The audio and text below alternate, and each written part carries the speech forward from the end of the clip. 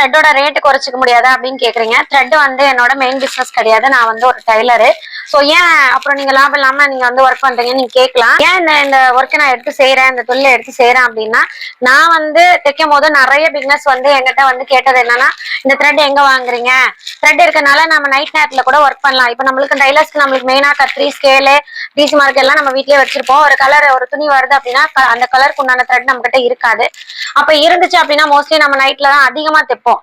Urgent வேலை work எல்லாம். So இந்த மாதிரி த்ரெட் வந்து நீங்க வாங்கி வீட்டுல வச்சுக்கிட்டீங்க அப்படின்னா உங்களுக்கு வந்து டக்குன்னு ஒரு ட்ரெஸ் தைக்கணும்னாலும் தைச்சுக்கலாம். சோ இந்த ஒரு நோக்கத்தோட எல்லாருக்கிட்டையும் போய் இந்த த்ரெட் சேரணும்ன்ற நோக்கத்தோட தான் இந்த ஒர்க்கை நான் பண்ணிட்டு இருக்கேன். பெருசா ஒண்ணும் எனக்கு இதுல லாபம் இல்ல. ரேட் எல்லாம் த்ரெட்ல ஏறிடுச்சு. சோ த்ரெட்டோட ரேட் நான் ஏற்கனவே எல்லாருக்கும் சொல்லியிருக்கேன் எவ்வளோன்றது. த்ரெட் தேவைப்படுறவங்க கண்டிப்பா கால் பண்ணுங்க. 3 பிளே த்ரெட்டும் இருக்கு, 2 பிளே த்ரெட்டும் இருக்கு. நம்ம கிட்ட எல்லா வகையான த்ரெட்டும் இருக்கு. ஏன்னா இது வந்து 2 பிளே, நம்ம சுடிதார் பிளவுஸ் எல்லாமே யூஸ் பண்றோம். சோ இதுல வந்து நம்ம ஸ்டிச் பண்ணிக்கலாம். சோ 3 பிளே பாத்தீங்கன்னா அதோட கொஞ்சம் பெரிய கோன். ஆனா இது 5000 மீட்டர் த்ரெட் தான். பட் இது வந்து கொஞ்சம் நல்லா ஸ்ட்ராங்கா இருக்கும்.